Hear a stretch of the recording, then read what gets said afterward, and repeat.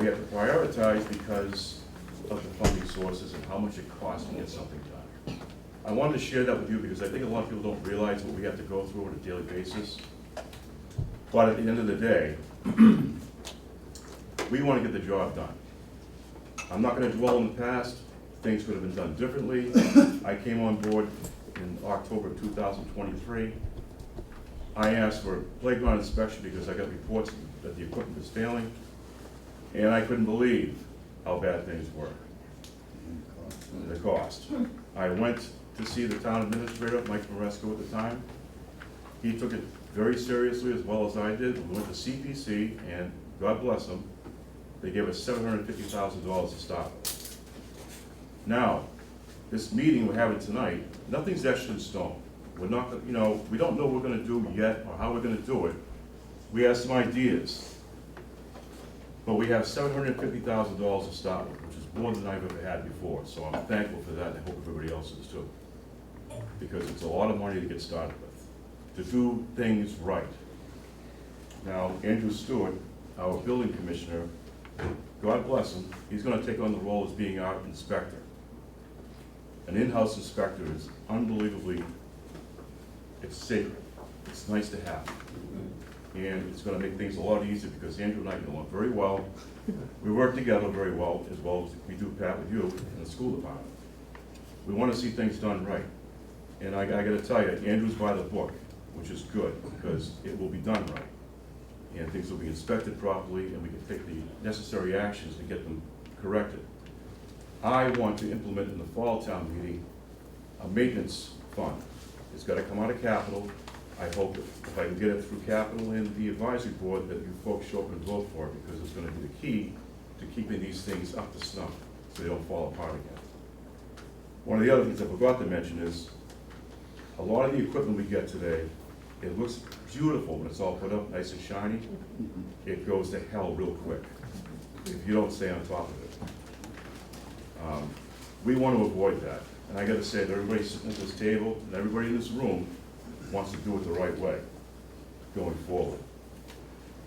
So, like I said, I want to give you a little history of what we have to do on a daily basis and what happened in the past with the playgrounds and the funding sources. But I think we're on the right path to getting things done correctly and maintaining them going forward. That's the key thing right there. We can get the money to build them, but there was never any money put aside for maintenance. And then things fall apart, they go by the wayside. Nobody really knew who was responsible for what. We do have a good chain of command right now who's in charge of the playgrounds going forward. And we're all gonna work together to maintain them and do them right. With that said, I'm not gonna bore you anymore with my details. I'm gonna turn it over to Diane. But I wanted to give you a little bit of history of what we deal with and how we're gonna go forward. Thank you. So some ideas that I have, so I'm going to be going to the select board and asking them to form a playgrounds committee, a new town government committee. So they will be responsible for meetings and minutes and, well, be responsible and do things the right way. So if people support that idea, I would recommend and ask that you email me so I can take that level of support to the select board, asking them to do this. So that's gonna take some time. In the meantime, Sean, has his plan. But eventually with the playground committee, I think that they would work with the playground inspector in whatever way they all, decide to structure that. A playground committee could get funding as well for maintenance. And I think, that to have it's just been the DPW or recreation or the schools or who's in charge of the playgrounds, so we need to have a committee that's in charge of the playground so that they're answerable to everybody and they're keeping up with things and doing it the right way.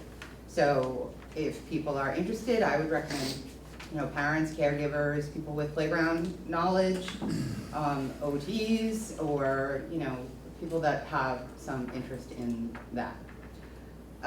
So I think that the select board's gonna have a meeting June 11th, and I'll ask to be on the agenda, and, people will see that if they are gonna do it.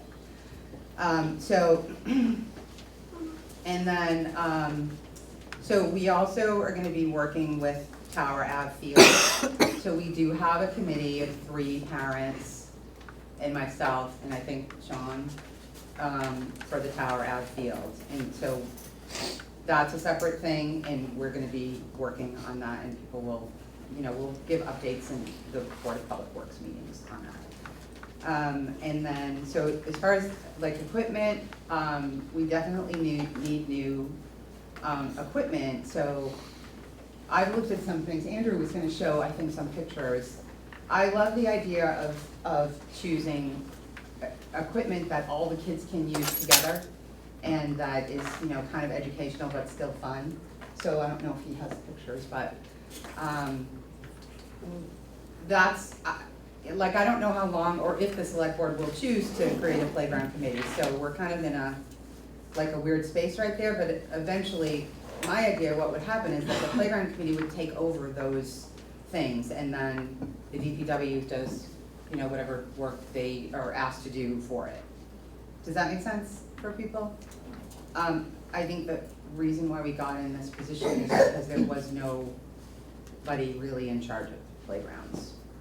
Oh, So- if I may, Yeah. a lot of the playgrounds in the past were funded through different sources, privately, fundraisers, municipal money. So there was a conglomerate of money that was involved in the responsibility there was no direction. And I think this was an eye-opening experience when we started doing the inspections that it needed to be addressed. And there has to be somebody or a group that's responsible for the upkeep of the playgrounds that controls the funding source, and that would have to come from town hall as well. I'm not against fundraisers at all. I do fundraisers all the time. I'm a musician as well, so I get it, and I know people want to get involved and help, and that's wonderful. But there has to be a responsible party at the end that's going to take care of the maintenance going forward, and that's all I have to say. Yeah, yes, definitely. So I think that's all I have for right now, and I think we're gonna do your, oh, there's, there they are. Thank you. So this is a nonverbal communication board. So you can't really see it that well in the because it's kind of small, but it's something that kids, whether they're verbal or not verbal, they can get a lot of benefit from understanding these symbols and, kind of talk to each other that way. There's that, and I like this because I want to drive it. So it's, these are all accessible equipment ideas that all the kids can use together. My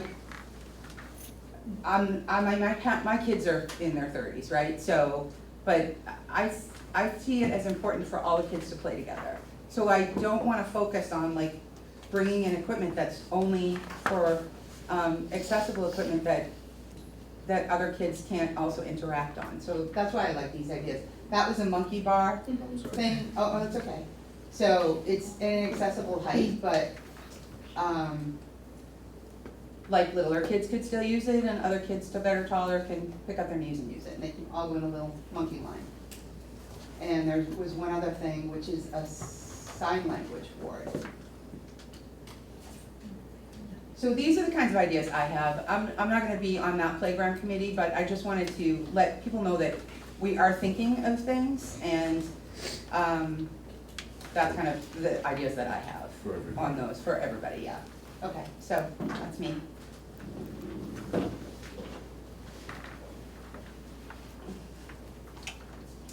want to do your presentation, Andrew? I certainly can. I'll give a little background, I guess. And first of all, I'm Andrew Stewart. I'm the building commissioner. Nice to see some of you here that I've talked to a lot about this. So, like Sean said, when he first came in, his big thing was the safety of the equipment. And they hired a playground inspector, a certified playground inspector, to come out and do an overall assessment of that. And they came out and did that assessment, charged the town for it, obviously, and identified a lot of issues all over town, which were sent to the DPW. We had to close a couple of playgrounds down. We had to fix a bunch of issues throughout, and a lot of that work started. What didn't get addressed specifically was accessibility issues as much. And so what was brought to me was a request for enforcement of 527 CMR, basically, of the building code and the accessibility code for the state, which I'm in charge of administering for this town. So I went around, inspected, and definitely identified that there were some issues at a couple of the school playgrounds, which was the most immediate concern. And then Michael Moresco asked me to perform an inspection of all of the playgrounds, all of the public playgrounds, and all of the public spaces that are leased by other companies or other entities, but are owned by the land is owned by the town of Marshfield. So I did that. I put together a pretty comprehensive report. I can show that to you tonight if you want.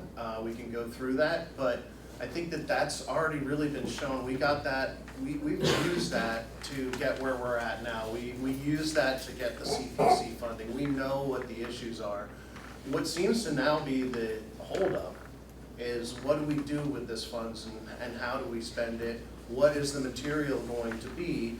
And what seems to be brought up to me is more of the type of material that there are concerns. There seems to be health concerns or toxicity concerns with either poured-in-place rubber. There seems to be, usability concerns about engineered wood fiber, maintenance concerns, that type of thing. And then there are other products that we've been brought to as well that have been brought to our attention, like turf products and other things.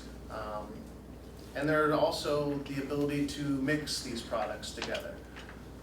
In my discussions with Sean, one of the things that we feel is important is tonight is to get feedback from all of you to identify what are those major concerns, to identify what are the priorities as far as which of these playgrounds really needs to get addressed with this money that we have.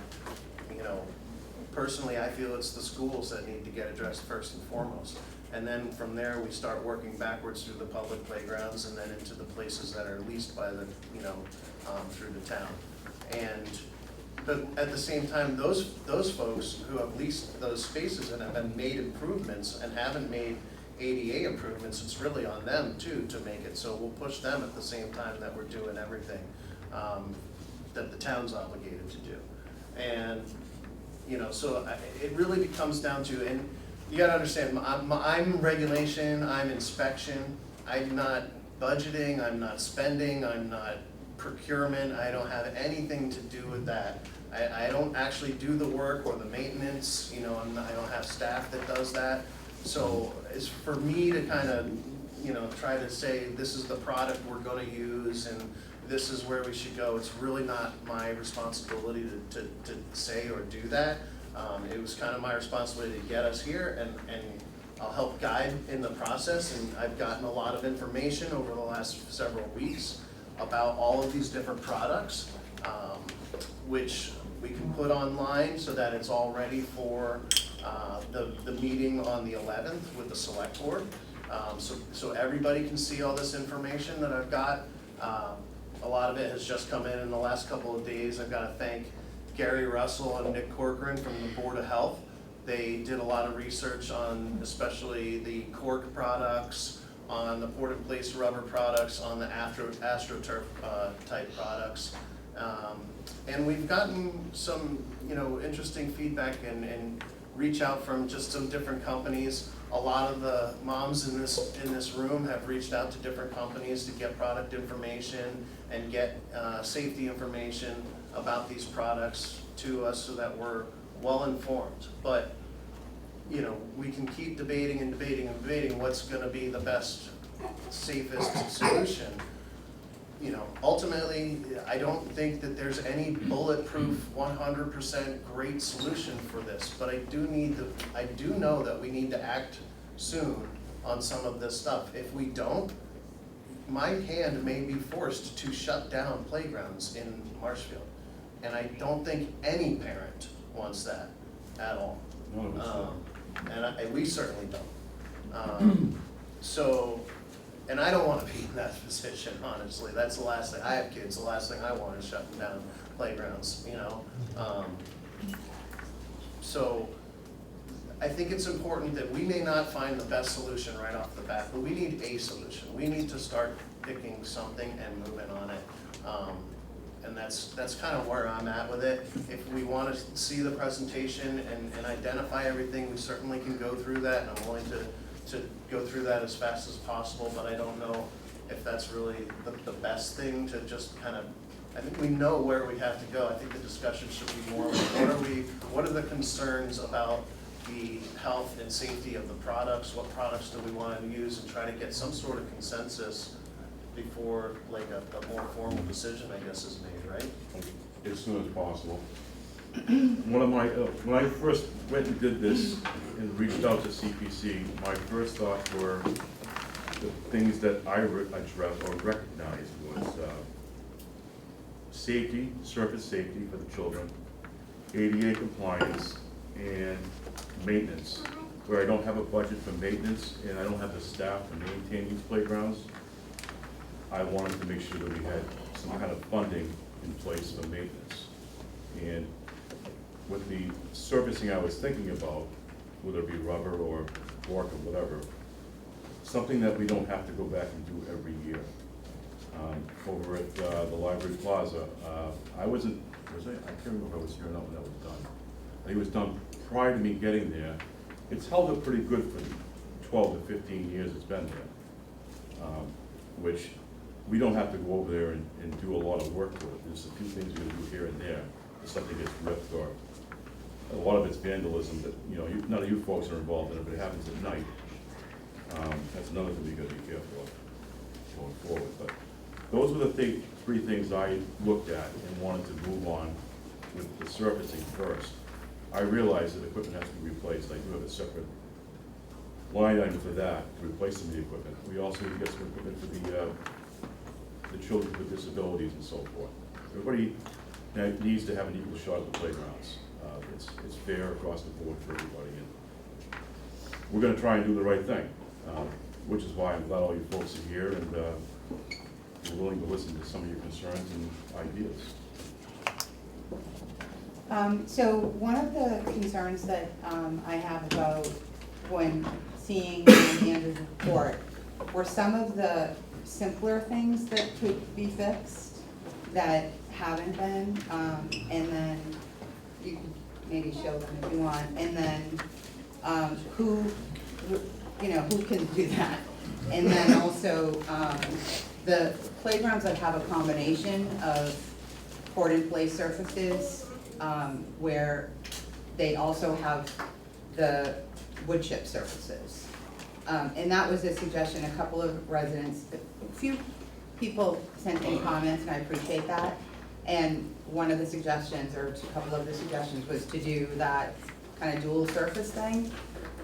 That concerns me because Andrew can show the pictures maybe, but then you're dealing with, you know, the wood chips moving on to the rubber or whatever. Well, we have rubber on those playgrounds. It's becoming then a trip hazard for people. I'm concerned about a dual surface like that. I think that technically would, you know, be ADA compliant on the rubber section, but it's not gonna be necessarily safe for everybody. You know, grandparents go on those playgrounds too, and, you know, or people who just aren't very grounded, you know, are also potentially gonna fall over stuff like that, Well, curves, things like that. I learned something today just in the conversation with one of my staff members who's right here tonight. Matt Kinlan has designed and built playgrounds, which I did not know. Yes. And I was very elated to hear that, because that's gonna help us down the road instead of going out to bid for a design or an architect. Matt, I'm gonna turn the floor over to you. You wanted to say a few words about your Yes, experiences? so just a little background on myself. My name is Matt Kinlan. I'm in the engineering department here in the town. A company before, I mainly focused on athletic facilities and playgrounds. So we've done playgrounds down the Cape, we've done playgrounds all the way up in the middle of nowhere, Maine. So we've done them everywhere. And your concerns aren't, you're not the only town that has these concerns. Every town is concerned about the safety of their children, whether it be environmental impacts or the playing surface itself. I will say in my experience, most of the time, if the town has the funding, they would go with a poured in place rubber because it is bouncy and it drains properly, so there's no ponding. And then as far as the maintenance goes, you know, there's no real maintenance, yearly maintenance involved. Wood chips, it could cost up to $5,000-6,000 per playground a year, something like that, to replace these wood chips every single year.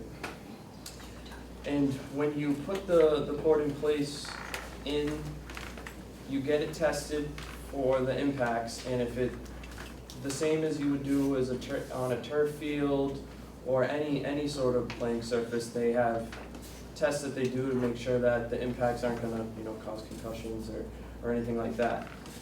And that's not gonna change with the poured in place, unless obviously a chunk gets taken out. But with the wood chips, the issues that we were finding with those is that, you know, kids on the swings kick them, now all of a sudden there's an inch of wood chips instead of 6 inches. Now if you tested that again, that might not pass.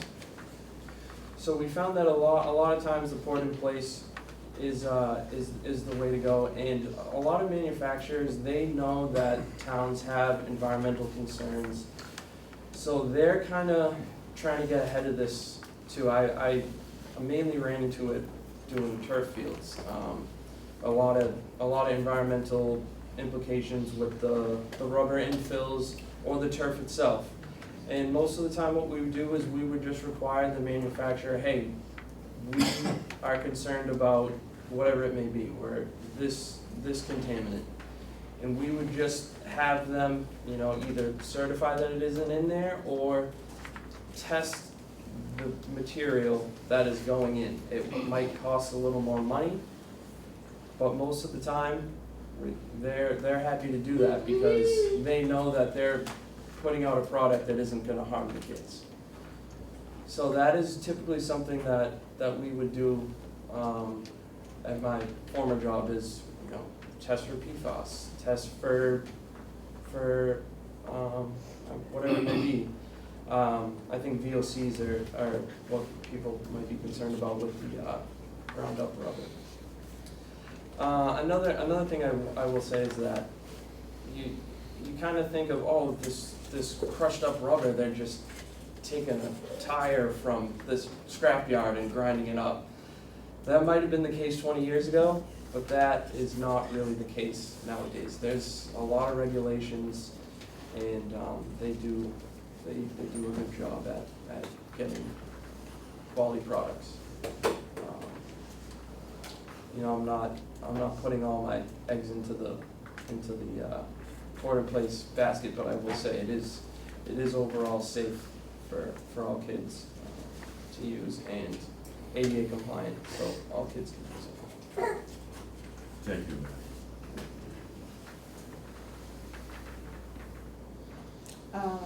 Anybody else? Ken? Bob, do you have anything? No, just listening to what you have to say. Okay. Well, I guess we can take the questions if Sure. nobody has. Real quick, Oh, show of wait. hands, I can Oh, go yeah. through this if anybody Oh, wants to. does anybody want to see or- the? All right. Okay. Nobody wants the PowerPoint. Well, I will make it available online, I Okay. believe it already is, but I'll make sure that it's available online on the website. Okay. Yes. Yeah, Pat Sullivan, Superintendent of Schools. And first of all, I wanted to just say thank you to Sean and to Diane and Andrew.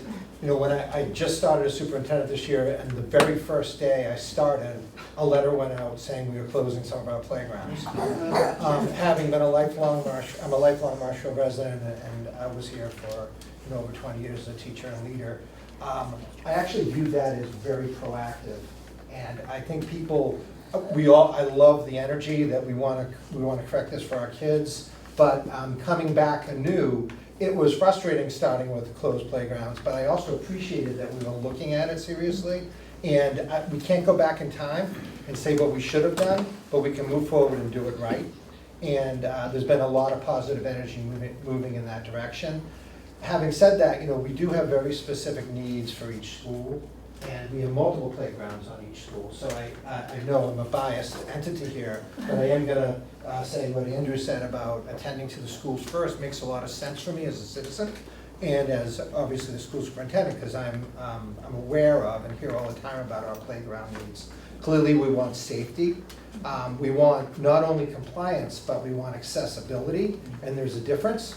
It's nice to have and I'll say this with due respect to everyone, it's nice to have a poured-in-place playground where a child can move up to a swing, but if the child can't actually get on the swing, we're really not making it a playground that is inclusive for all. We want to do it safely. And then we've heard a lot from the schools, and I know facilities too, we've heard a lot that, why aren't we fixing the things that have been identified? And again, I completely agree with the collaborative model. I love the spirit of getting a group to do it. In the town charter, it doesn't have us as the schools having that funding source or having the ability to do that. And my interpretation could be corrected, but that's what I've read. And that's kind of the way we've moved in the past. So love the energy, love the collaboration, but also the way we're designed right now is the schools aren't the entity, and the facilities are not the entity doing that work. We're not the entity with the funding source, and we'd have to go out and contract this work probably anyway because of the fact that we just don't have the staffing to do that. So I have a lot of principles here, and like if we do get down to talking about the specific needs, I think I have all the elementary principals here, or at least a representation of it, every school. That would really give us a good indication of what the needs are of the schools, because there's many, and there are those areas, and I know Sean is aware of them, but we do have the right people in the room to have that discussion if we move in that direction. Thank you.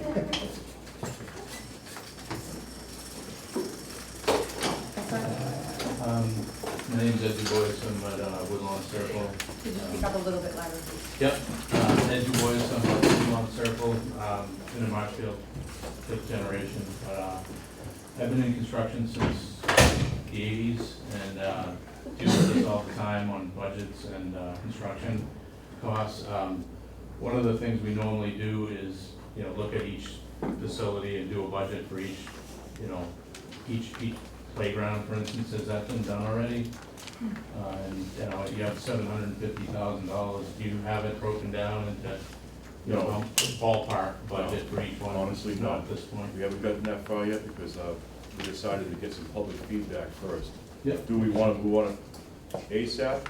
Absolutely, Yeah. absolutely. I think after this meeting, we've got a better handle what people are looking for. I think myself and my team can get some prices.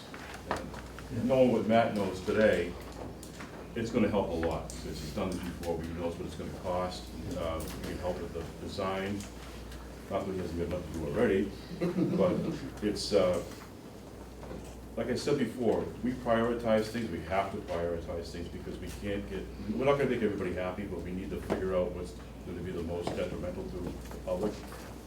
This is like number one on my list, along with a few other things. I think number one's probably gone like this, instead of down this way, one to two, so. I agree with you on the schools first. That makes the most sense, because that's what's used probably the most accessible. One of the things that we do is kind of look at sort of need to have, must have kind of thing, and do like 3 tiers. You do, mandatory, put it in 3 buckets sort of thing, and go after the first high priority ones first, and organize it by each area, and then use the money that you got as wisely as possible, like you said, as your suggestion. So, and I don't mean to interrupt you, but No. I want to speak before I forget, because I No. don't forget. one of the priorities for me is whatever amount of playgrounds that we had that we're gonna utilize, and that'd be schools and Power Ave, for instance. A few others that are off the school property. I wanna focus on the resurfacing. I have other pots of money that I can use for equipment that I've saved over the years.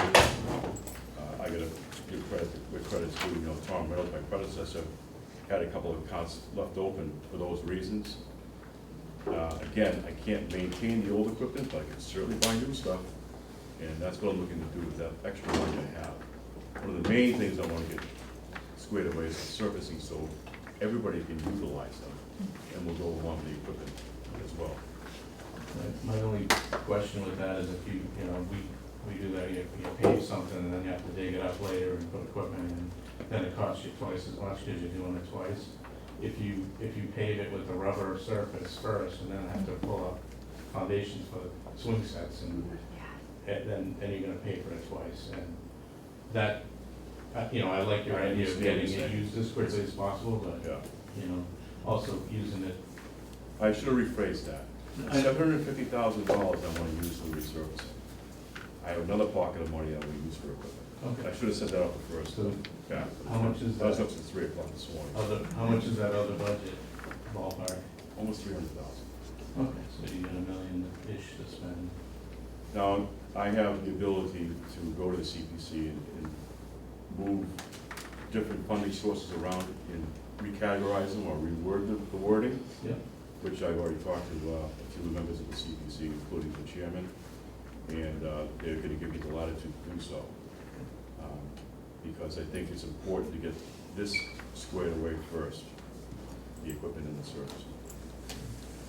And there were a few people who wrote in with comments about that same concern, that you can't pour a surface and then put in equipment, take out equipment, but obviously, of course, Yeah, you do it it's the gonna same- happen the other way Do it around. the right way. Right. In the right order. But the funding had to be, sources are the different. funding had to come through, and Yeah. the reason for the funding was the surface, making the surface ADA compliant. So that had to happen in order to get the funding, but there was never an intention to put in a surface and then rip out equipment. No. Or try to, that would make no sense at You would all. go to the first playground you're gonna do, fix the equipment, resurface it, go to the next one, go to the Right. next one, go to the next one. And I can speak real quickly on that, is the majority of these playgrounds, the vast majority of them actually, the equipment is accessible, technically. It's not the best accessible for certain.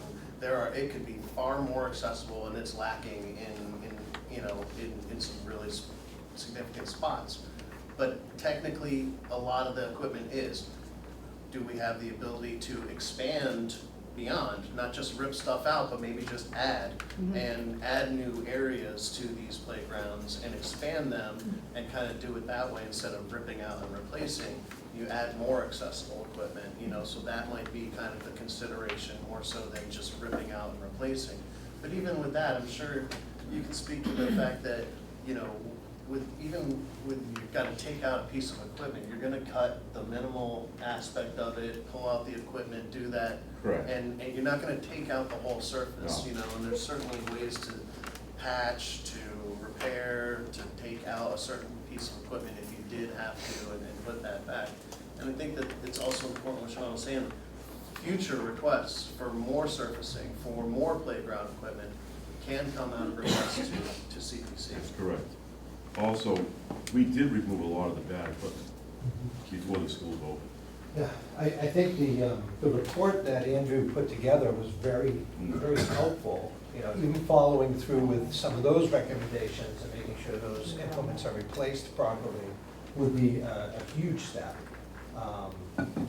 Because that's a very useful Yes. report. Oh, it was excellent, excellent. Jackie Mason, 1415 Ocean Street. I want to point out that we're here for discussion twice now in this DPW for a select board member who hasn't shown up. So I don't understand how many discussions we have to have before we go out to bid for this project. I want to talk about, Andrew, can you put up the presentation that I sent you? This is a presentation that parents had to put together because after playgrounds were closed for a year, last year, nothing else was done. Parents had ADA concerns, and they were told that those playgrounds, those same pictures that you just seen, were ADA compliant. They had to fight and go through the schools. So I believe the schools should be the #1 priority. Today we have 5 elementary school principals who are here, and I ask them all to stand up and advocate for their students and tell them the needs so these can be addressed and we can go out to bid and stop having discussions that are going around in a circle, because these children are growing up. Their time doesn't get to pause while we have discussion. They will be out of elementary school by the time we finish if we continue this. There is no more discussion. Every town has this. We've given you 27 pages of a presentation. Every concern has been addressed. The only problem here is that we are not taking responsibility and taking action. I took responsibility and took action. I sat down with our new town administrator. He is on board with doing the playground committee, and he's going to bring it up and bring it forward. But we do not need a playground committee. The funds have already been allocated for this. In the town meeting, it said 5 resurfacing of elementary schools. 1 select board member stood up, and he has not come out for this discussion at all.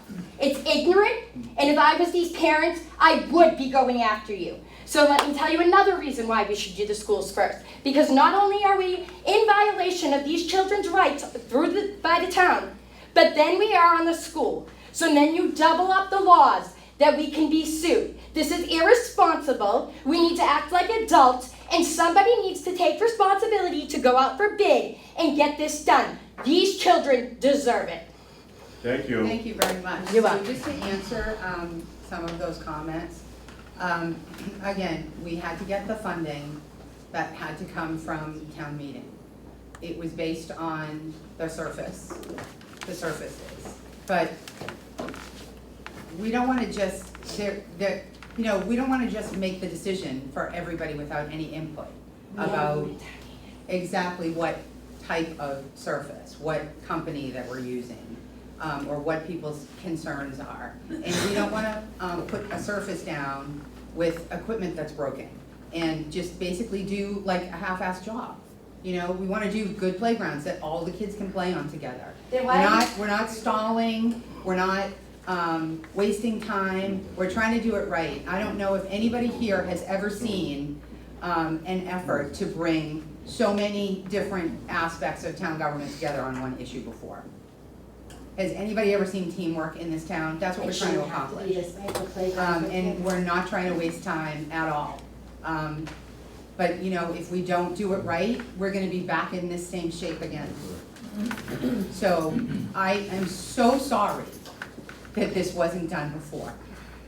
I've been here, going on 3 years. I can't change the past, but I'm trying as hard as I can to change the future in a different trajectory than this town has done things before. So then can I ask one more question? So then when are you gonna go out to bid for what we voted for in town meeting? The people voted for 5 elementary schools to be resurfaced. So I am asking, when is that date? I've asked that question since this first discussion in town meeting over ADA compliance. Yes, And I have asked it over and over again, and I still over a year, and I have no answer. What do you mean you have no answer? When are you going out to bid? After this meeting, how's that? Thank you, I appreciate that. You're the only person in this room that gets to speak. Believe me, I've got your wonderful emails. So Great. we've got lots of Glad you can handle it. parents Yeah, I can read. bringing, And if you wanna act up, you can leave. How's that? No, This is my I'm room. here and advocate, obviously. I am an Not advocate. going anywhere. so Well, we're we'll trying see. hard to be respectful of everybody's concerns. But, so I don't know, Andrew, do you wanna talk about that product that?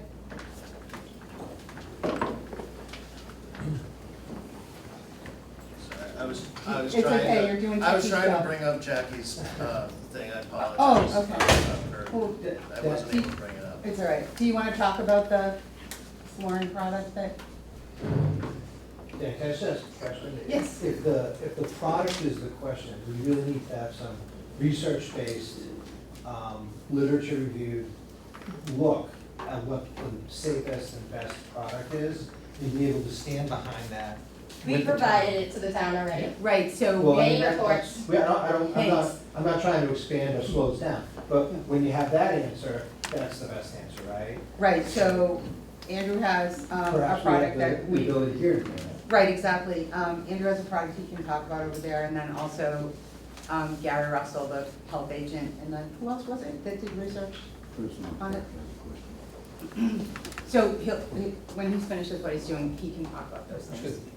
I'm sorry, who had a question, I have sir? a In question. the back, Brian? Brian Bagazi. Hi. How you doing? Good. 133 Tower Ave. So I'm trying to figure out, like, all the parks, are they under the same umbrella, or are they under state guidelines for the ADA, or are they, like, who actually controls, who does the assessments on these playgrounds? And if they're school-related and we want to go after the schools first, do they have a set guideline for the ADA, and why aren't we following it? And if that is the case, how come that isn't a line item for all these budgets? And moving forward, how come we don't have a maintenance plan? We had one for years when it was just the rec department, but now everybody on all different levels is separated in a sense and has a separate entity like you talked about. And now, there's no maintenance plan. I don't know how that, fell apart, but moving forward, I mean, there needs to be some sort of understanding, like the 750,000 that the article was for, is that for just the playgrounds? And if it is, okay, that's 150,000 per playground. It's 5 playgrounds. 3 of them, I think, are already done. 2 of them need some minor alterations that shouldn't have been done to begin with. But point being is that it could be rectified in such an easy facet.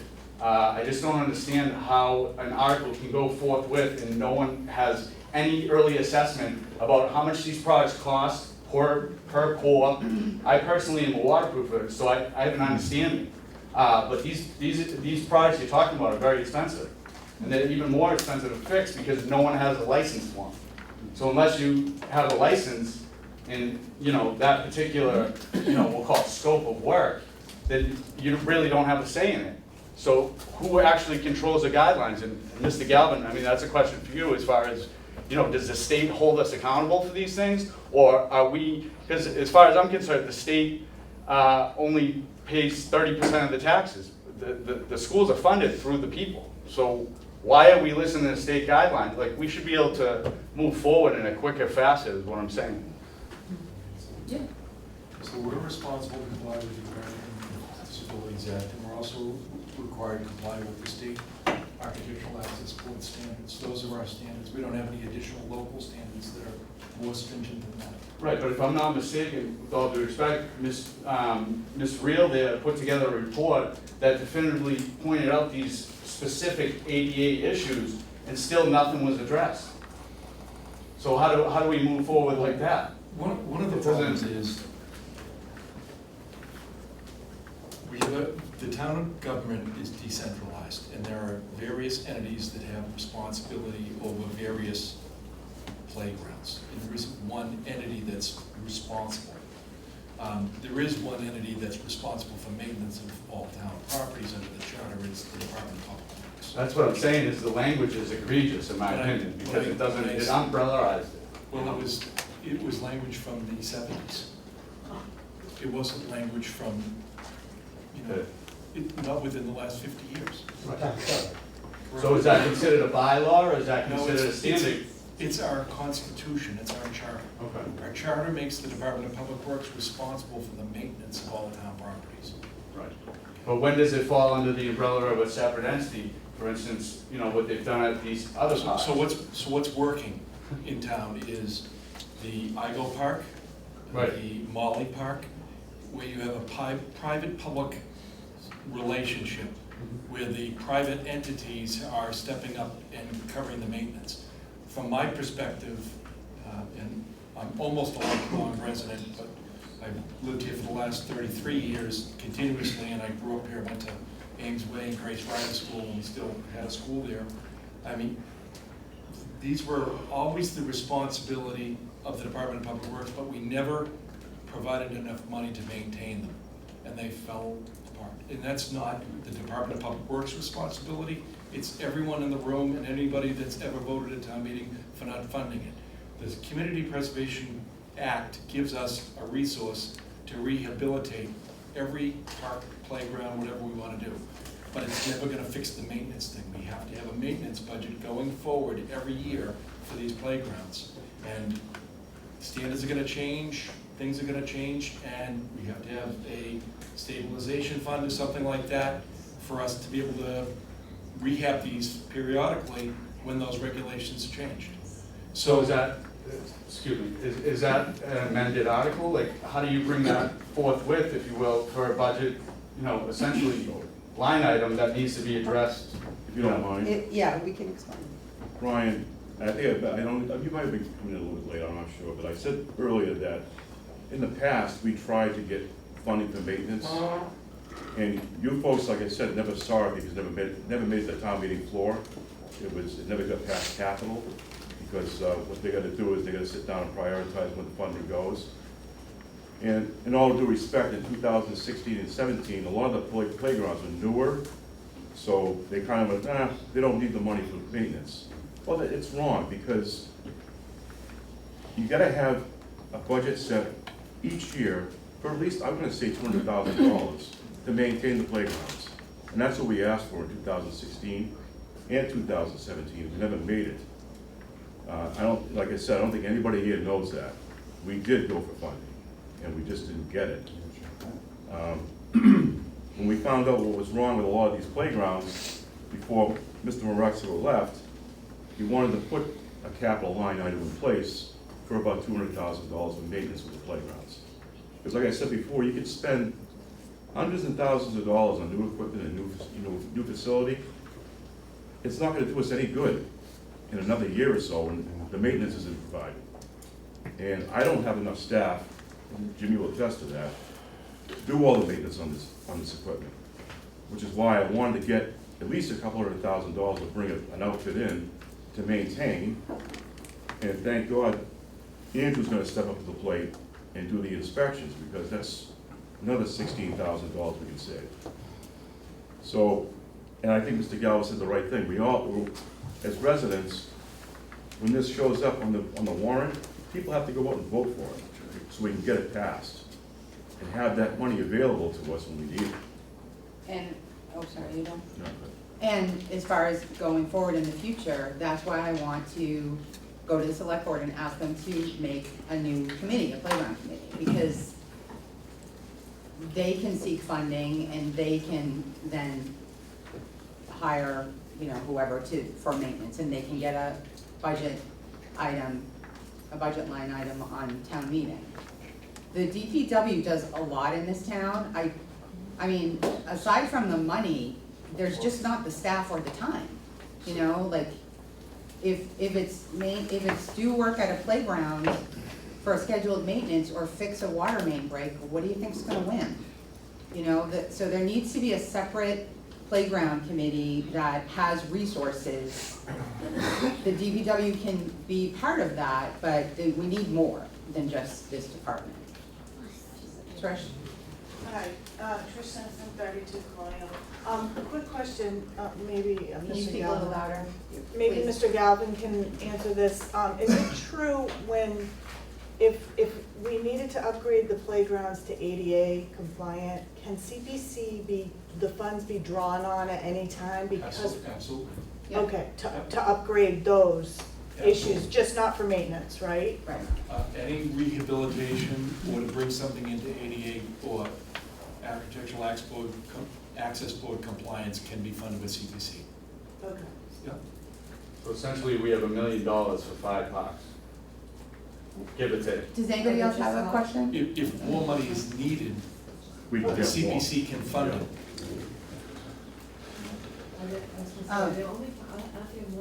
We just need you to raise your hand and name and address, please.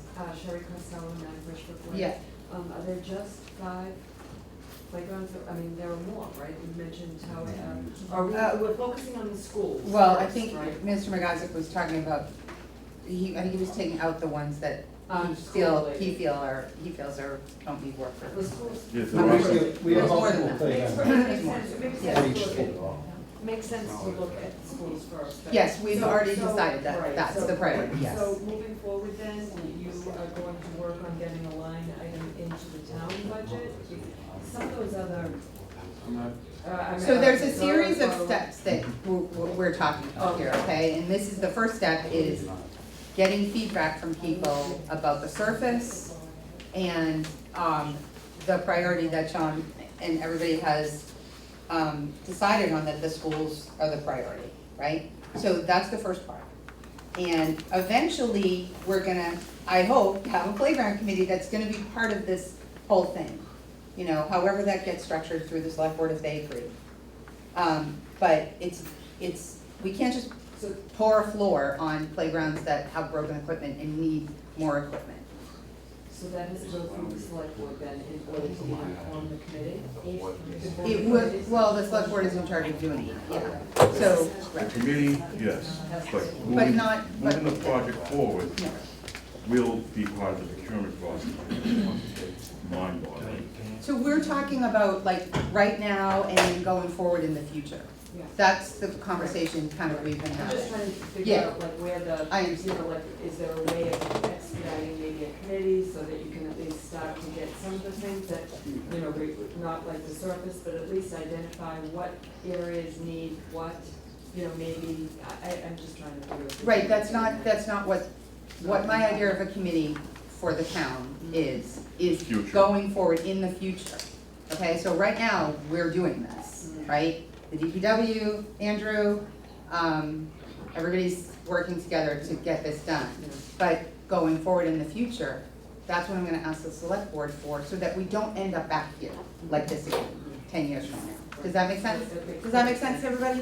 Yeah. Okay, Bob, did you? Yeah, I mean, I think the solution is make someone responsible.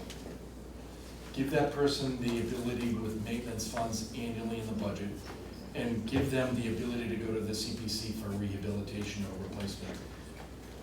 Stop fighting around with committees, because the committees are part of the problem. It's not that it's not well-intentioned, just make someone accountable. And it's that person's responsibility to make sure the playgrounds are done. If we have $750,000, some person should be responsible for putting that bid out immediately, get them done, get those done. Sean's got money for equipment, use the money that we have available right now to replace the equipment that needs to be replaced, and do that in conjunction with the replacement of the surface. Pick a person, give them the authority to decide it, and let him or her run with it and get it done. It'll get done. Steve? Steve Lynch, so I have a couple of questions. Bob, so do we need a charter change to create a committee? You don't need a charter change. Well, You could change the charter and say this is not gonna be the DPW's responsibility, it's gonna be the park commissioner or the playground commissioner's responsibility. but the money was appropriated at town meeting and put under the jurisdiction of the Department of Public Works. Well, That's correct. Traditionally, money goes to the DPW for maintenance. And The committee, just so I can clarify again, the committee idea is for the future, not for right now. Okay. I'm And trying to then- look at all aspects of And this. then, so maintenance is clearly under the Department of Public Works, even if it's the playground at Tower Ave or the playground at the Ventress Library or schools. It's under your department. But the funding shouldn't be your responsibility. The schools, just like we have indirect costs on our water fees and our sewer fees, paying something out of their budget to you to maintain the school playgrounds, so that you have some money in your budget to take care of it. That's their responsibility. They use those playgrounds during school hours, so they should be paying for it out of their budget, and they've got plenty of money in their budget to pay for it. Well, The schools are also, but it's a good thought to have kind of an indirect. So, an indirect cost, Rob, can we do indirect costs to the school department, is that legal? No. No, you can't do that? Water, sewer, trash. That's it. So they don't ever have to pay a share of the maintenance to the DPW to maintain their It's the property? responsibility of the town as a whole to provide for maintenance for all of these playgrounds. Really? It is. I believe you. Just wondering. Yes. There's like 91 June Drive. I am super thrilled that we're here having this conversation about my children's friends being able to play at the playground with them. The flooring obviously just touches the issues, which is really, really exciting for me, and I know for my little 6-year-old kindergartner who gets excited to play with all of his friends. What is the timeline? Is there a timeline for once this meeting ends, for when this flooring will be poured, so we can, so my kids can play with all their friends? Okay, so we wanted to have a meeting to get some input. I think it's fair that everybody has a voice. After we conclude this meeting, I really don't want to have another discussion. I want to move forward. I am not the enemy. No, not at all. I took it serious, and I advocated for the 750 to get started. I couldn't, I was trying to get more, but I couldn't. But I was told that I can get more at another time, which would be this next fiscal year coming up. I have at my disposal people that can put this out to bid, which we will do expeditiously. I've already looked at a few different companies. I needed to know because I get a lot of emails about yay and nay on rubber surfacing.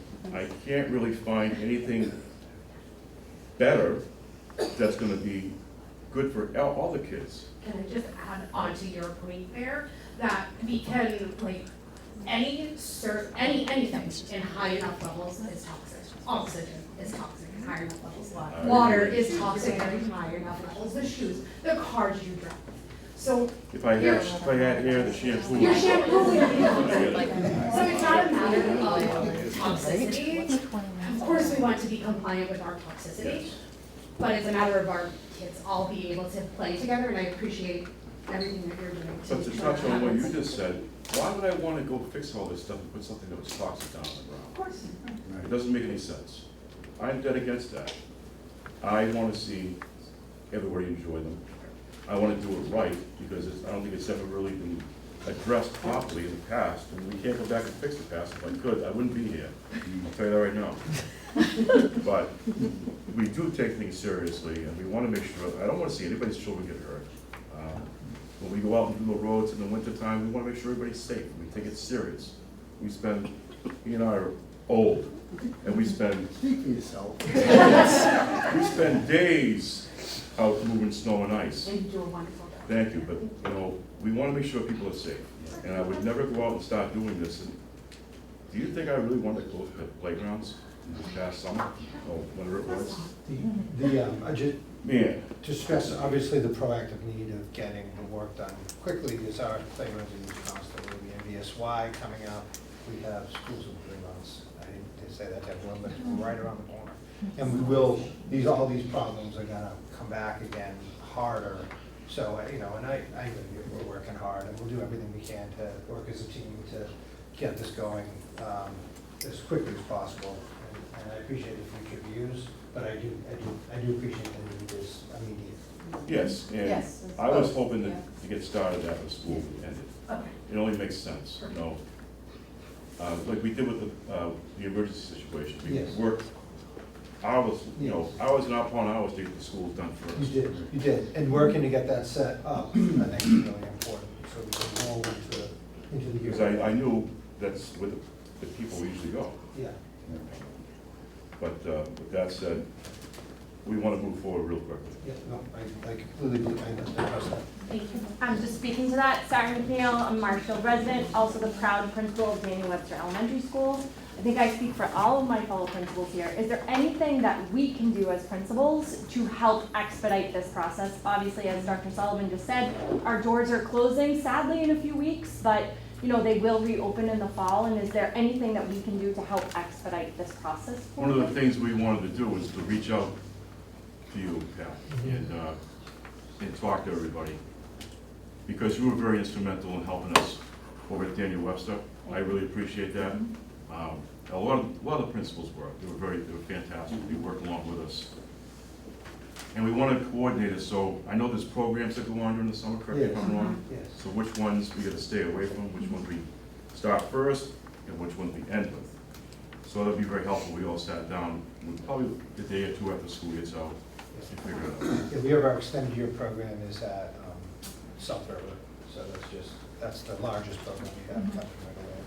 Yeah, we'll get that to you right away.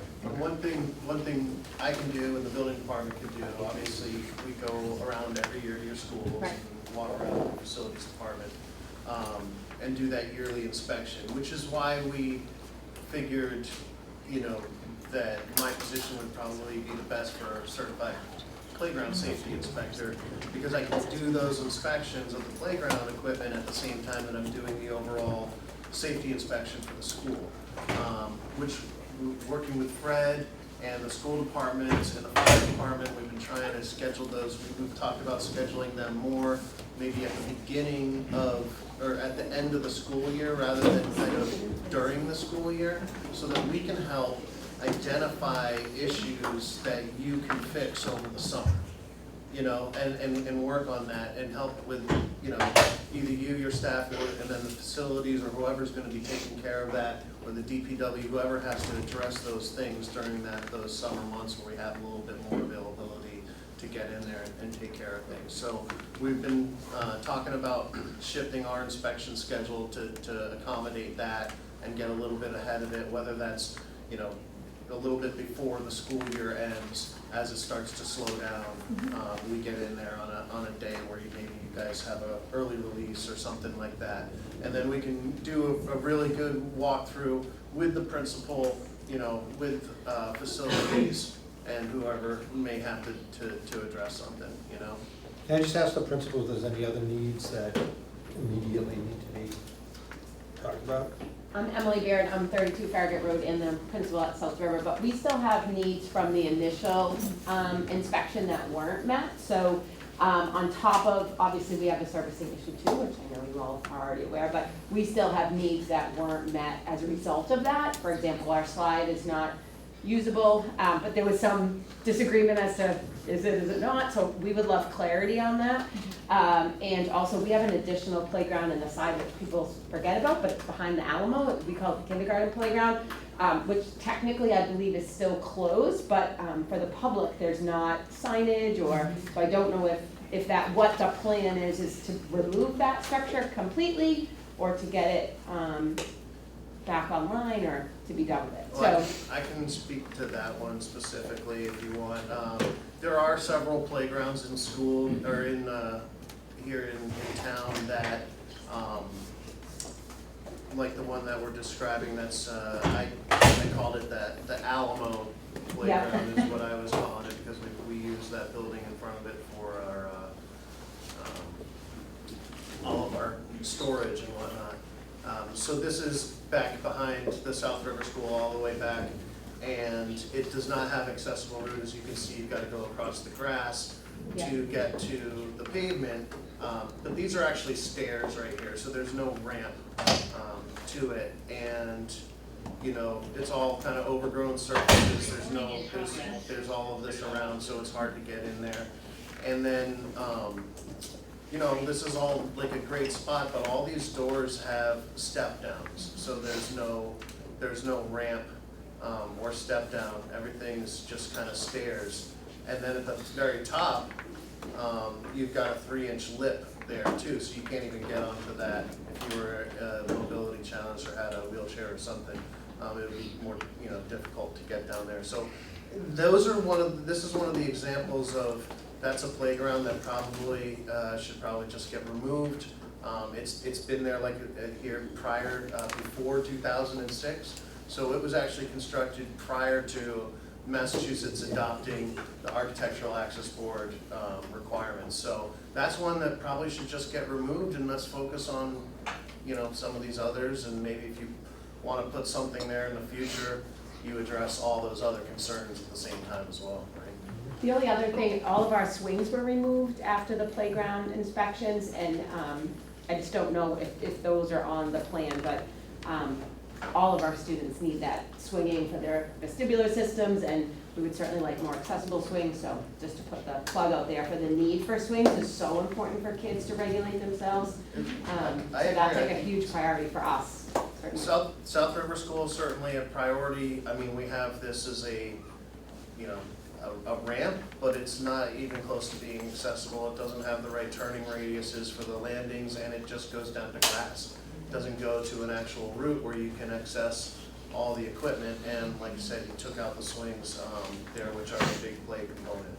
So, you know, these are considerations, and this is really, you know, we got money, but it's like, what are we gonna do with that money? Are we gonna just take, which school is gonna go first? Which one's gonna, are you going to take just and make a route and then expand it later? Or, you know, are you going to do everything? Are we gonna consolidate some of this equipment, make it, you know, I'm not in control of those things. I just. Who is the, I guess that's sort of always been our question. Who does make that decision? Now, is this part of that bucket of money, and then you? So I'm wondering if we can get a list from each of the schools. It's right there. Like your wish list for the playground, can we get that? I mean, not that we're gonna get everything, but can we get a wish list for each of the playgrounds? Well, I think the wish list is the report. Right, but the report doesn't cover the swings that aren't there. What I'd Do you know like- what I'm saying? That's what I'm saying. What I'd like to do, Andrew, if you're on board with this, is when school gets out, we go do an inspection of the playgrounds and see what we got to start first. Whatever. You're welcome to do the inspection before school gets out. Okay, that's even better. That'd be a good idea. We're around tomorrow.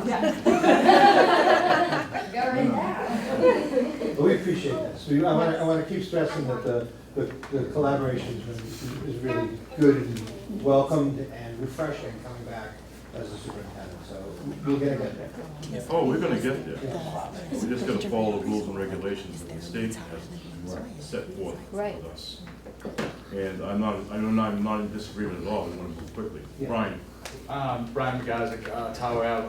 I just want to make a note, who made the early assessment that $750,000 was the right amount for all said schools? Anybody? Nobody And made a how does the rec Can I department? finish before you interrupt me? Well, because Please? it's a double loaded question. Go All ahead. right. Go ahead. Sorry. That's all they gave me for the first time around, because there's other needs that have to be addressed as well. So I'm gonna take that and get started. Like I said before, we can go for extra money to finish. I think we're gonna get a good, solid jump on these things going forward, with the 750. Matt and I have talked, I think we're not gonna be too far off as far as how much it costs to pour in place per square foot. So we're gonna prioritize. So that's what I'm getting to. So we just made that assessment real quick together. That's what they gave. And so that's what I'm saying. So if each school represented their own square footage, got a tape measure out, you could figure out the exact amount, clear as day. But to say that 750 isn't enough, or it isn't this, or then let's make an article forthwith and make it enough. I Oh, we think our will. kids deserve We that, will. is We what will. I'm getting at. No, you're right, I don't disagree with You that. know, it's troubling to think that the facilities director doesn't have any say as well on these things, or the rec department. To be honest with you, when I first moved back 2 years ago, I thought the rec department controlled all the fields. Come to find out, it's not a line item. It's not It's on even, Zoom. it's not even remotely, they're not in charge of anything, actually, come to find out. So that's why we're trying to all work together. But why isn't he here tonight? He's on Zoom. Let's, you know, these are what I'm saying, Phil should be here tonight, Pat Daly, represent the fire department. I mean, we're trying to hear out how you guys are planning the work, or, you know, work the plan, you know, get a plan together, have the principals sign off on it, and then move forward. And we deserve results, not conversations. That's all I'm asking for. Okay, so that's why we're doing this, to talk about what the plan is. Right, but all I'm saying is that these conversations they've had, maybe not with all you guys in the same room, but they've been had by a bunch of different separate entities, we'll call them, throughout town here. And I think we deserve results, is my point here. Instead of just saying we deserve a committee, I think this is the committee, right here. So we can't have. Out of one against 25,000 people, there's only, Okay. you know, But we need to 10 of know us. we wanted to know what people want going forward. And again, the playground committee we is want our for the kids safe, future, it's that's not all. for right now, it's for maintenance for the future. So that we're not 10 years from now having this same conversation. Diane, I think we've got a couple of folks here. Yeah, that know this one's been yes. raised for quite a while. Kendra Stetson, 255 Flagler Drive, also on the Marshfield School Committee. Speak up a little, please. Yeah, sorry, Kendra Stetson, Flagler Drive, I'm on the Marshfield School Committee. Just as we're talking about surfacing, I've heard from a lot of parents over the last year or so, and then I heard from a good-sized bunch after the last town meeting. I don't have an answer for what the right surfacing is, but what I'm hearing from parents is that wood chips are the absolute worst thing, and that should not be included in the conversation. And I think when that got thrown out at town meeting, a lot of eyebrows were like, wait a minute, no, we don't want that. So I want to just share that with the room, and if anyone disagrees, please speak up. This is just the parents that I have communicated with. The other large concern, and I think Diane, you mentioned it, is when there is a change in surface, whether it's wood chip to poured rubber or poured rubber to concrete or whatever it is, if there's even the slightest little gap or lift, like that is a really big deal and something to avoid. So I Yes. just wanted to throw that out there on behalf of the parents that have reached out to me. Thank you. Yes. I do have a question, but I also want to say thank you, because I've been on Tower Avenue for 23, 24 years, and I can't even tell you how many times I've called, seeing a dad in a wheelchair come with his child to the park to play, and he's literally outside the park watching his child play. And I've called and so many times on all different aspects, and I would get rec department, and then they would transfer me to DPW, you know, Right. no one knew really what. So thank you for that. The question I have is, my house is literally on top of the park.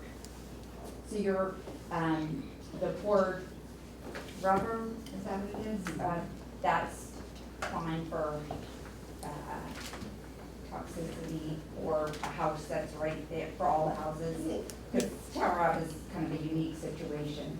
Yeah, so the poured in place rubber it's been going on for a while now, and you know, everyone has concerns about it. So most of the time, you know, what we could do is say, hey, you need to test this before it goes in, and that way you have these test results, so you have something to look at to say, okay, this isn't toxic, this isn't gonna affect my children or my house or. Yeah.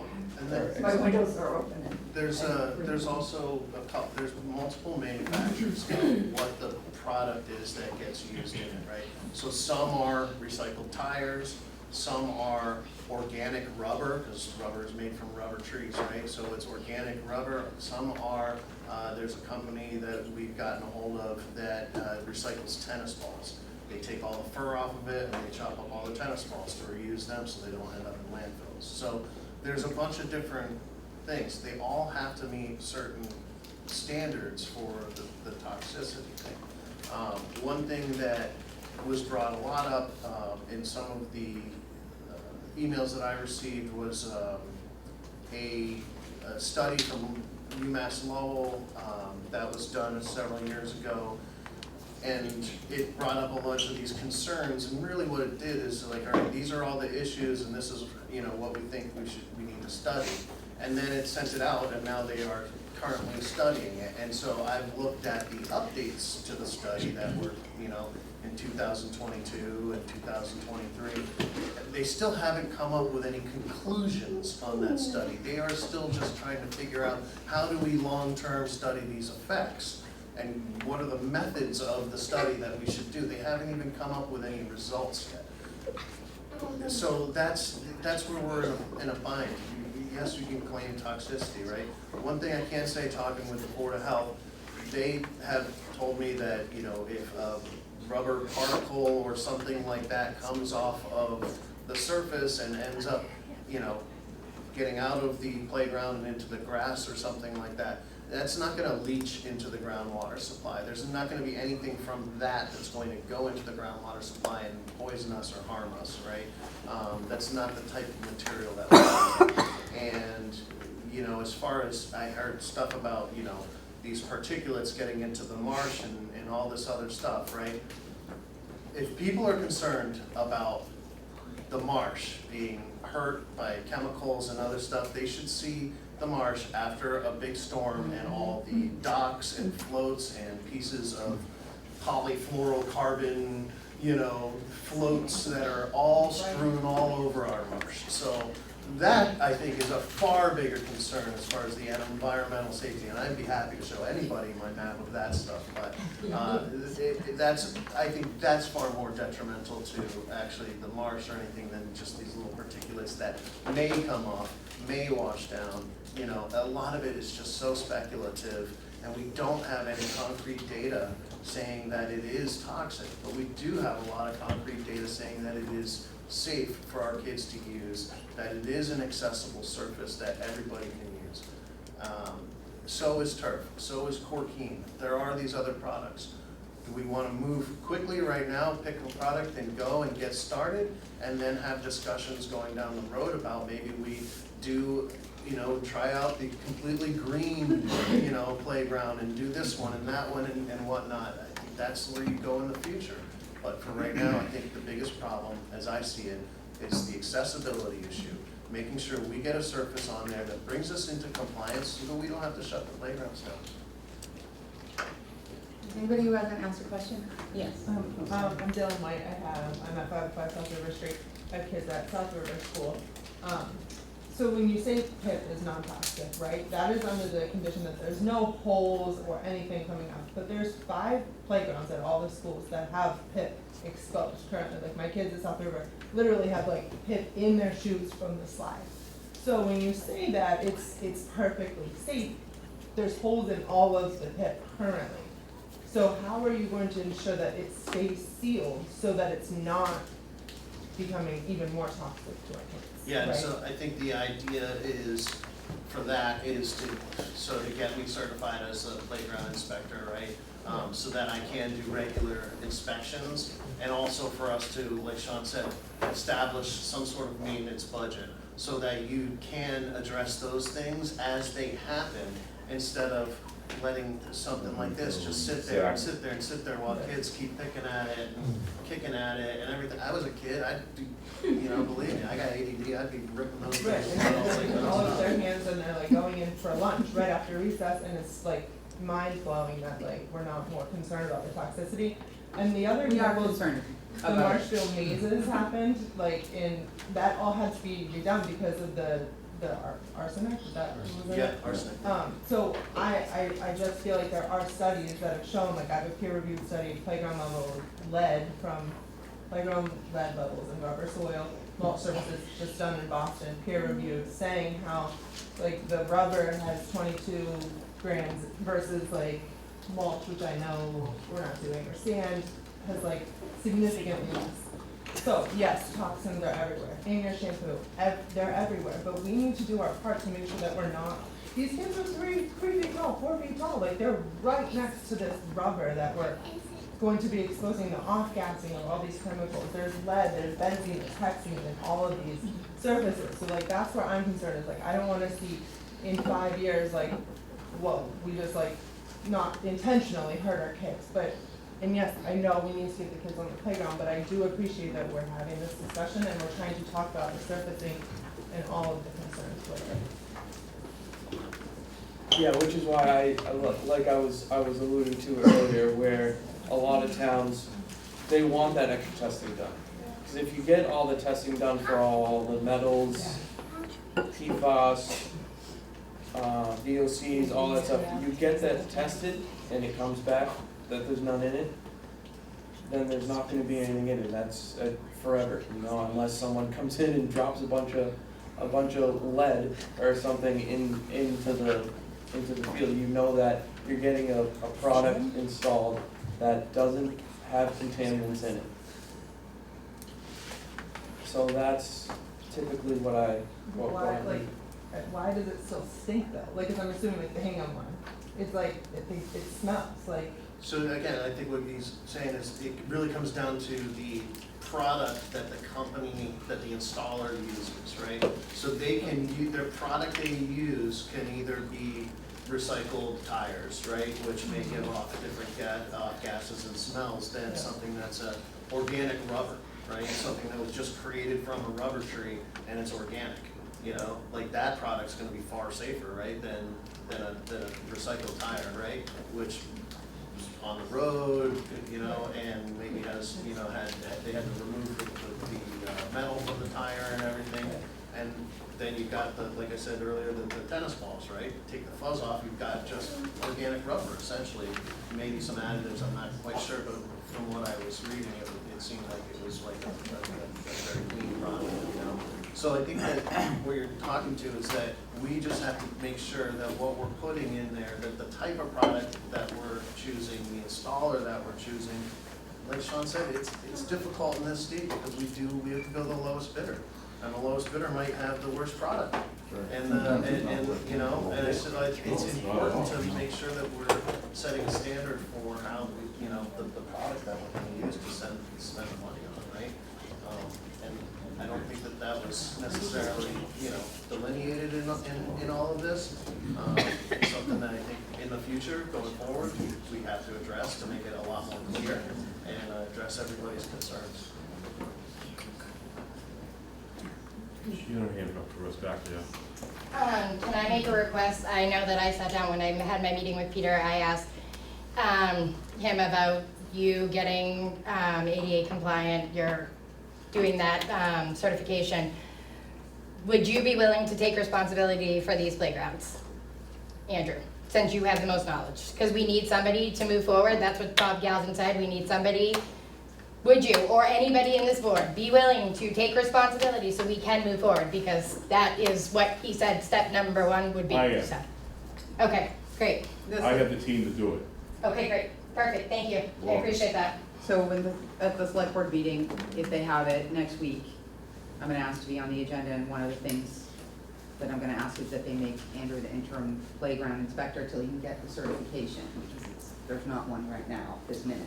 No, the That's next happening. class and test that I can take is in August. Right, but they can make him an interim until he takes the test. Yes?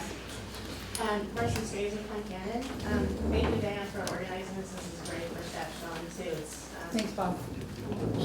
It's okay, no worries. Thank you, Bob. Another meeting at 7. Let's let him get, sorry, not that we're all gonna watch you while but I can't hear. Let's put wood chips down. What do you have? Well, you got so I just want to thank you all for coming here today. It is pretty remarkable kind of it is very talk about this is great for staff. I know there's been a lot of work that's been done in the last year. It's really remarkable. And to get us here, and I know Sean did that $750,000 is a big step. 7 days, right? I've read through Andrew's report, I've also read through Jody's report, they're both excellent. I've gone to the playgrounds more times than I had in the last 4 years, I've gone a lot in the last few months.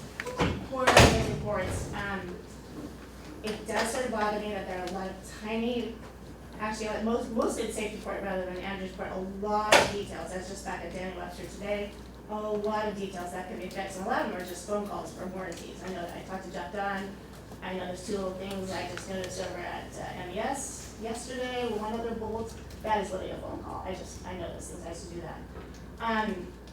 So just making sure, I know we refer a lot to Andrew's reports, I hope we are referencing Jody's report too in that long list. And I feel like those things, as the schools just mentioned, that those things can be done today. I feel like I went to Dan Webster, we still have these large nails sticking out, there's bolts missing, there's things that should just be done immediately.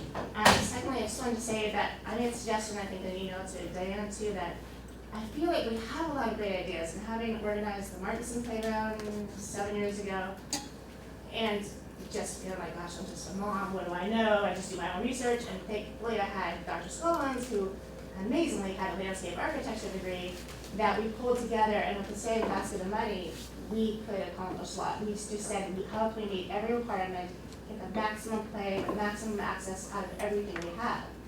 And I feel like this is, again, this really great opportunity, and we can meet all our needs. I feel like we need parks, playground designers to take all these ideas. I look at something like that, and I think, today, why don't we do the access pathways? We could do that today. A lot of playgrounds have paved pathways around the perimeter. Marshfield's blessed with all the space. We could start with pathways. I know there's a lot of issues at South River, just get that pathway going in.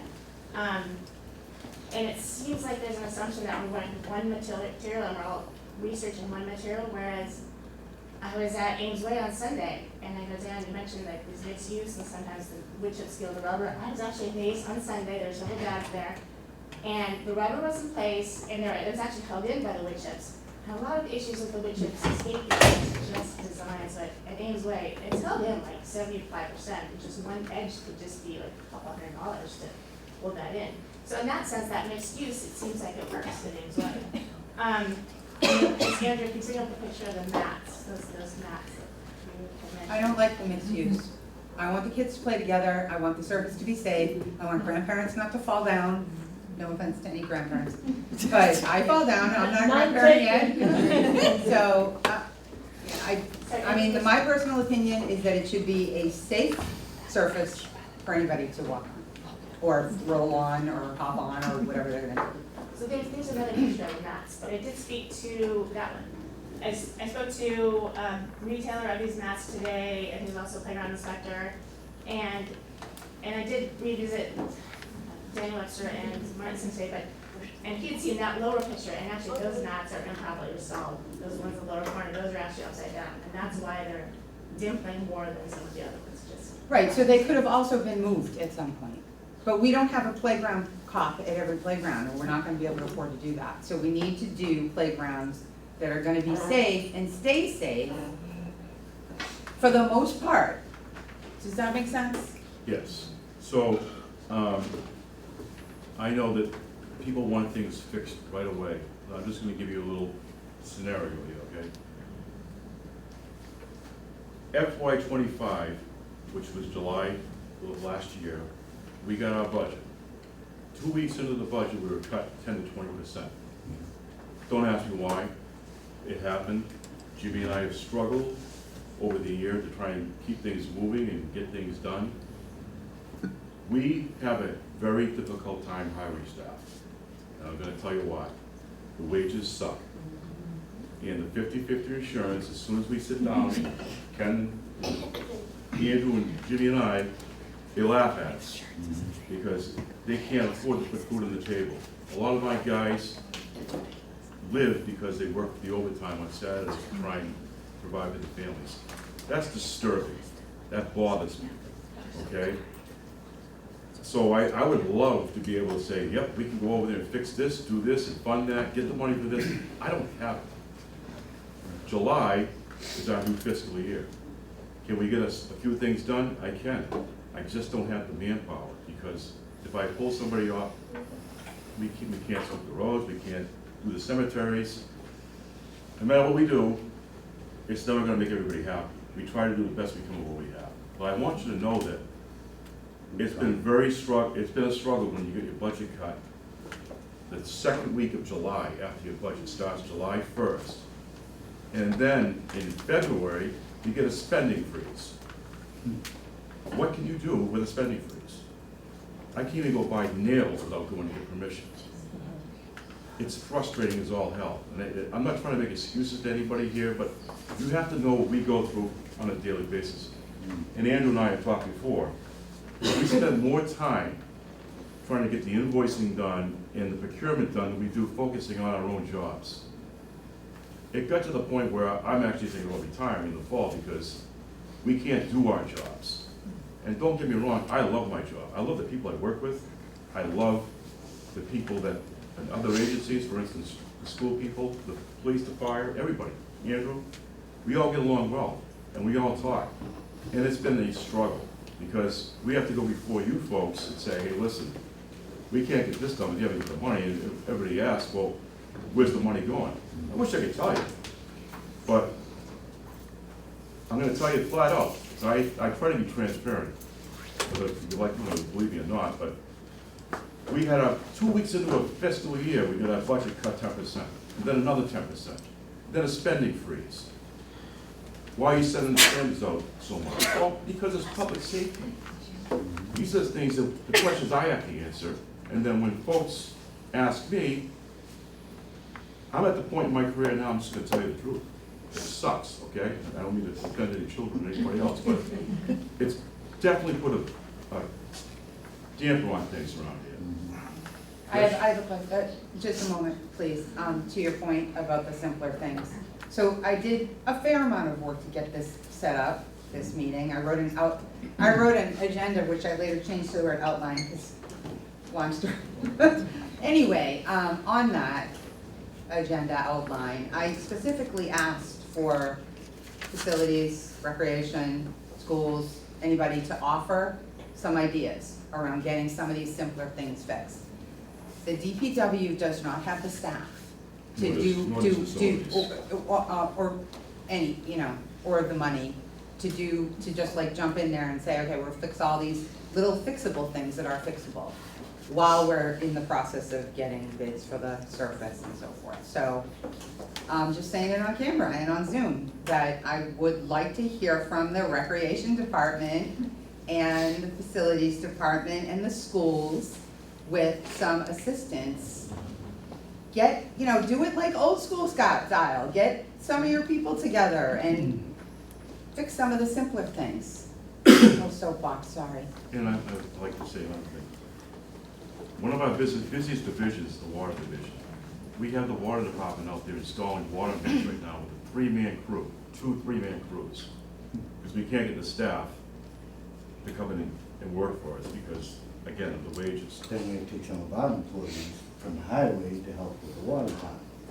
Jimmy and I are so thankful for the group that we have, because the group that we have does a phenomenal job running short staff and getting things done.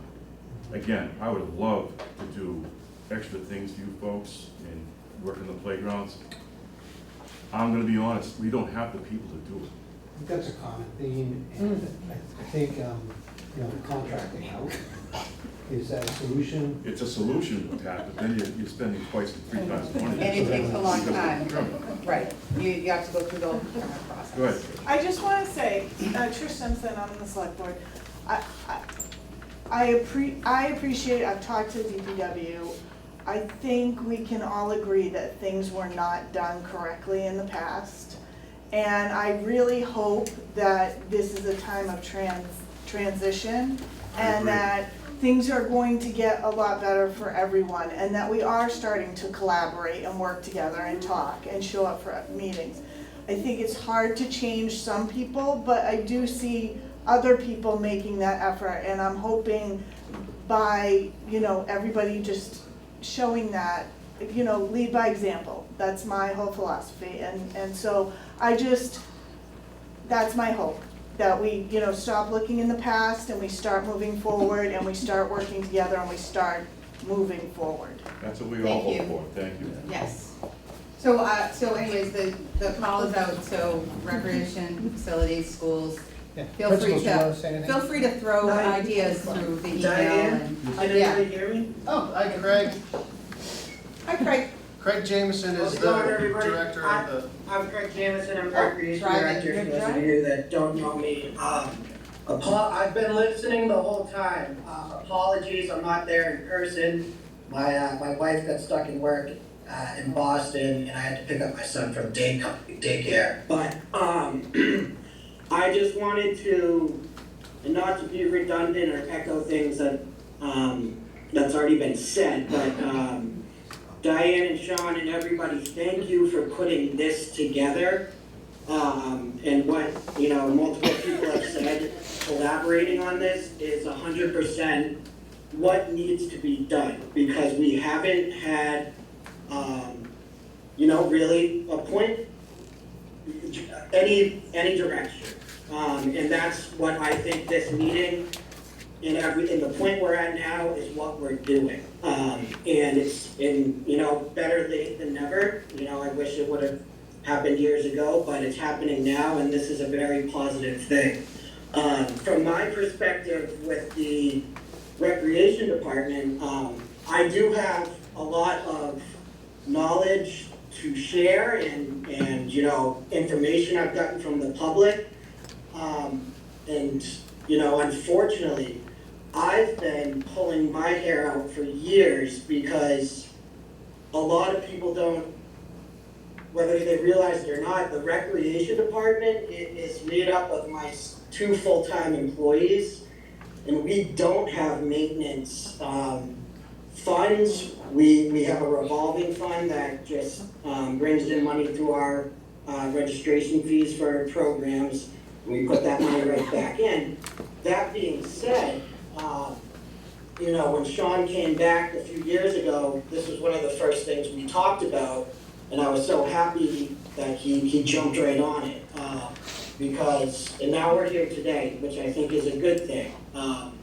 So I really, you know, I agree what's being said with everything. The school should be the priority. It seems like where we're at right now, maybe in a, like, and I'm happy to do self-visits with anybody, and kind of assess the elementary schools where they're at right now, and maybe if we can address what surfacing we want to use, and then address the structures at the specific schools, the structures that don't need any maintenance, maybe we can surface and make them ADA compliant around those, so those are ready, and kind of chip away at it like that. That's just a thought. But I am here and I'm willing to help. Again, my resources are really limited as well in terms of I don't have any staff to do that type of work. Thanks for participating. Thank you. Valid. Okay. Sorry, you're cutting out. Sorry, guys. Thank you, Greg. Yes. Oh, yeah. Jim Kennedy, 16 Gates Road. I just want to touch on, you know, the battles you're going through with the prevailing wage and getting this done. I think it's a crap system. I've dealt with it. I think the most important aspect of that is you got to spec out exactly what we want. We can't, and I don't know if you have experience in coming up with specs and holding companies to that, but that's something we definitely got to make sure that we spec out what we want and we get what we want. It seems like some projects in Marshfield, after 10 years, they go to crap. And we have to make sure that this doesn't happen.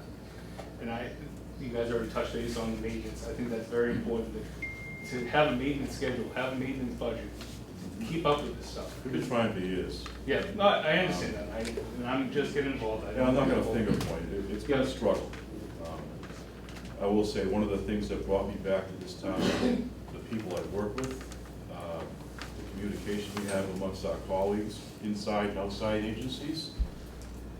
And I always liked the sense of community in this town. Everybody wanted to get involved and do something and participate. This is astounding, the amount of people that are here right now. It's awesome. Other towns I worked in, 2 or 3 people would show up. This shows that people do care, we all do care. I do see, and it's unfortunate, and I hope Trish is 100% correct, I see that the town's fractured in the last 2 years. There's a lot of discontent. It never was like that before, maybe a little bit, but nothing like today, which makes it harder for us. Because we want to do a good job, we want to do the right thing, but it seems like government's kind of fractured, and I hope that Trish is 100% correct, that we can make those amends, and that we're not the DMZ zone in the North and South Korea war, it seems like, between the boards. I have seen a big difference lately, you know, the communication between boards, which is much, much needed in any project we do going forward. We have to all be on the same page, and I do appreciate that. I want to, you know, just say that we're on the right track, and I think we're going to be fine. I think we're going to keep going on this quick. I just got a couple more things to say. Yep. So, first off, at this town meeting, we put $900,000 into the reserve fund. We never do stuff like that.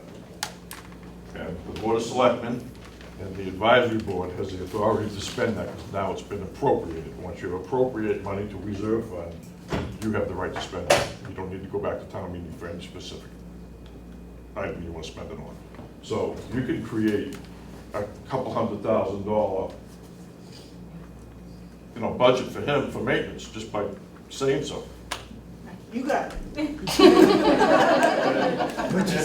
And then I just wanted to say about the, how you have to take the low bid, and if you don't, you have to, so find out what your acceptable levels of, I don't know, what parts per million, how they do PFAS, or, all those other type of poisons are in there, and put that into the bid. We are, So, that's a Yes. given. We- We're gonna try to Yeah. design the spec around, people that we think are qualified. I mean, it's pretty clear that everybody in this room wants port in place. I mean, it's pretty clear, It solves a lot of issues, and it's something we can get going on quickly. And then, I don't wanna stall anymore, I haven't got time to. and anybody who knows I don't suck up to anyone. I Well, we know tell that. this. So let me just say this, I've been involved in town government for a long time in this town. And the Board of Public Works gets screwed every single budget year that we have. They work with the least amount of money and give us the biggest bang for our buck, and that's just all there is to it. All the other departments are all overfunded. They don't have a revenue problem, they have a spending problem. They have a revenue problem. So it's time that the budget gets fixed so they get some money. Right, and thank you, Steve, that's why I want eventually not to get everything done now, but for the future, a playground committee, because when the DPW goes to the select board and or capital and town meeting asking for maintenance for playground, they don't get it. So a playground committee will get it, because that will be their job to get it. But the town, the DPW doesn't need any more money for anything else, so we're not gonna give them the money for that. Does everybody understand the reasoning behind that? Okay, thank you. Steve, hold on a second. Steve, you and I talked this morning, and I told you I agreed with what you said the other night to a certain degree. We gotta stop, and we gotta start somewhere to fix the bleeding. One of the problems that I think I touched base on it real quickly earlier this evening is, in this state, and I think Andrew will agree with me too, we are severely overregulated. When it comes to procurement, DEP will give us mandates that I will ask, okay, what is the process of, how do we go through this? And they can't give me an answer. We don't know how to monitor it or how to fix it, but you gotta spend the money on this. Then we have to go back to the tax base and ask for more money. A sewer plant, $9 million to fix the pump station. For the love of God. We had to go out to bid. We got one contractor. Ken, correct me if I'm wrong. We didn't want that contractor. We tried to stop, and the state would not let us. They blew the project out of proportion, big time. Yes. These are the things we have to deal with on a daily basis. So I am not gonna point the finger at any other agency in it, because they have to monitor or abide by the same regulations that I do, and honestly, it stinks. We are way overregulated in this state, to the point where you folks can't live, because we have to come up with all kinds of money to service you, and we don't wanna go to town meeting and ask for it, because we're gonna get our head chopped off, but we have no choice because of the regulations we have to abide by. And that goes for the schools, the building inspector, DPW, fire, police, right down the line. It's ridiculous, the amount of regulations that's in this state. I don't disagree with you, Steve. It's gotta stop somewhere, but we have so many We're on an stupid regulations. unsustainable path in municipal government. That's just all there is to it. Yeah, right from the top, state, federal, all the way down. We're 100% Like the correct. gentleman at town meeting said, we're not gonna fix this at this meeting. You know what I mean? Like, that's the bigger fix, but we're working with what we can work with here, so. That we do. But I totally agree. Does anybody else have anything before we wrap up? Can I just say, not all the schools did get it. I'm Karen Hubbard, principal of Governor Winslow. I also live in Marshfield, 17. I know, and I'm looking at the faces of people that are my children's age. So that old comment, I've got it. I'm a grandmother and I love it. I took no offense to your comment, but they played on. Please don't. They He was on Noah's Ark. I know, we've been around a lot, but the whole, I just want I'm to a make sure, grandparent, your too. report, for anyone in the room that wants to know what's happening at the schools, since it is the priority, your report really did cover it beautifully. I think we all agree, because we just want to make sure all 5 schools got mentioned, but that we all agree about the surface and the access. But at Governor Winslow, like the Alamo, there's that old playground that was shut down, and our custodians who do a wonderful job of keeping their eye on these playgrounds and trying to keep them safe. We put tape around it. My concern is when it's the weekends and the evenings when we're not there. I know it's being used. It's not being used by students during the day. Do you give us permission to tear it out? I wish I had the power to give that permission. So we're but going to. I give you permission to keep our children safe, and I do think it was noted as we're not to use it, so that would be the other priority of government. So we can make this easy, I can order you to remove it. There you go. Online too? Yeah, I will do that, we'll go around, we'll identify, and this is something I can go around. Yeah, talk and you're to you welcome guys to anytime. Have a Anytime. meeting. And you're at South River, I'll right? go over there That's and that other say, all right, playground rip that's it out, got rip it No, out. that was very direct language. Hey, I hesitate to do that, all right? Like, I don't wanna like lay the hammer and be like, you just gotta rip it out or stop and everything. But when it's not safe, we're okay with that. Yeah. But yeah, if you guys want something done, and an order from me will make it happen faster than anything else, I'm more than willing to do that. We'd love it, but it's Dr. Sullivan that would give you the thumbs up. That's not. Yeah, I don't want anything else, I mean, obviously. Just glaring. Thank you, Principal Hubbard. Thank you. Does anybody else have anything before we wrap up? So sorry, quickly. So just on this question of equipment, and totally agrees, those old ones should be removed, but what's really clear in those reports is the quality of equipment. And having worked on Marcus on how really important, especially the school playgrounds, to put in the highest quality equipment. I think that safety report highlights the differences between the schools, you can see it. Thank you. So, the select board on the 11th. I'm not sure if it's gonna be on the agenda, but I'm gonna email tomorrow and ask my secretary to ask the chairman to put me on the agenda, and maybe you'll come. I will be there. Good. Oh, no. Maybe you'll come. But anyways, so anybody who has concerns, look for that. Please come so that you can, show your support for everything we're gonna need the select board to jump in and agree with.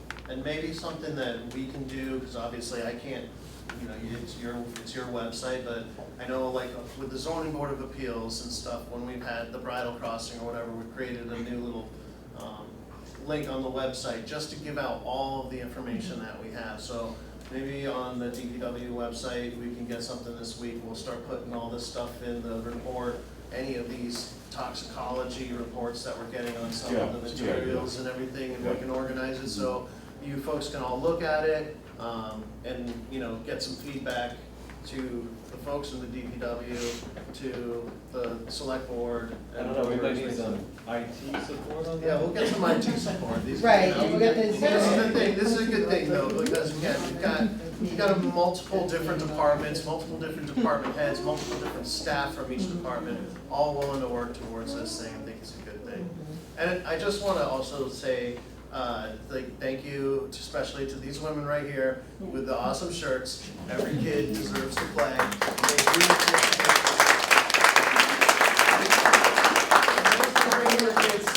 appreciate it. You guys did awesome. They were awesome. Appreciate it.